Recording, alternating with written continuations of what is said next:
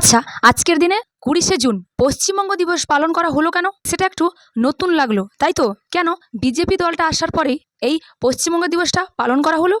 তাহলে কি ডক্টর শ্যামাপ্রসাদ মুখার্জি কোনোভাবে এর সঙ্গে ওতপ্রোতভাবে জড়িত? চলো আজকে জেনে নিই। আজ আমরা যে পশ্চিমবঙ্গে বাস করছি, এই পশ্চিমবঙ্গ কি আদৌ ভারতের অংশ হতো? এই প্রশ্নের উত্তর খুঁজতে গেলে ফিরে যেতে হবে আমাদের সেই ১৯৪৭ সালে, দেশভাগের সেই অস্থির সময়ে। তখন অবিভক্ত বাংলা, ভবিষ্যৎ অনিশ্চিত।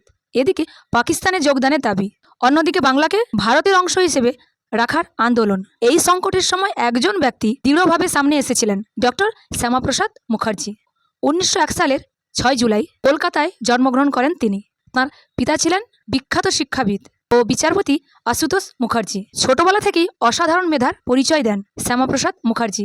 মাত্র ৩৩ বছর বয়সে তিনি কলকাতা বিশ্ববিদ্যালয়ের উপাচার্য হন।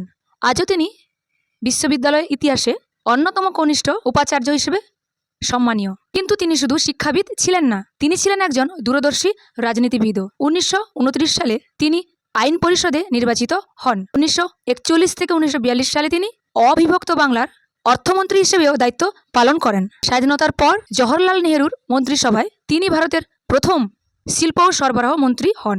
কিন্তু নেহরুলিয়ারা কত চুক্তির প্রতিবাদে ১৯৫০ সালে ৬ এপ্রিল তিনি মন্ত্রিসভা থেকে পদত্যাগ করেন। জওহরলাল নেহরুর নীতির বিরোধিতা করে রাষ্ট্রীয় স্বয়ংসেবক সংঘের সহায়তায় অর্থাৎ RSS এর সহায়তায় ১৯৫১ সালের ২১শে অক্টোবর তিনি দিল্লিতে ভারতীয় জনসংঘ প্রতিষ্ঠা করেন। ১৯৫১ সাল থেকে ১৯৫২ সালের প্রথম সাধারণ নির্বাচনে তাঁর দল ৩টি লোকসভা আসন লাভ করেন, যার মধ্যে ২টি আসনই ছিল পশ্চিমবঙ্গ থেকে। পরবর্তীতে ১৯৮০ সালে এই ভারতীয় জনসংঘই পুনর্গঠিত হয়ে আজকের ভারতের জনতা পার্টি অর্থাৎ বিজেপি হিসেবে আত্মপ্রকাশ করে।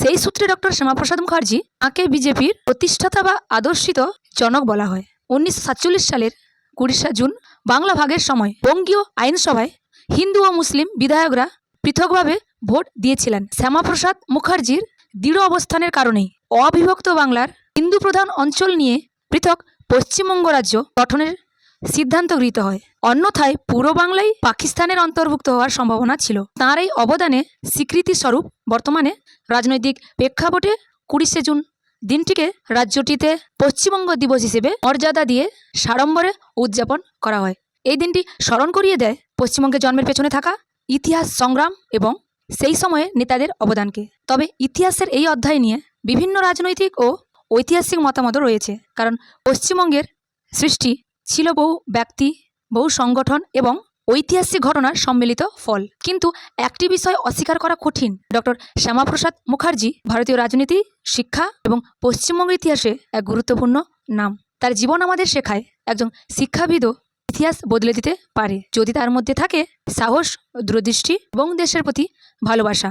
আশা করি অনেকে বুঝতে পেরে গেছো যে ২০শে জুন কী জন্য পশ্চিমবঙ্গ দিবস পালন করা হয় এবং ডক্টর শ্যামাপ্রসাদ মুখার্জি এর সঙ্গে কিভাবে জড়িত। তো এটা তো করা উচিত ছিল বা এটা করা দরকার ছিল।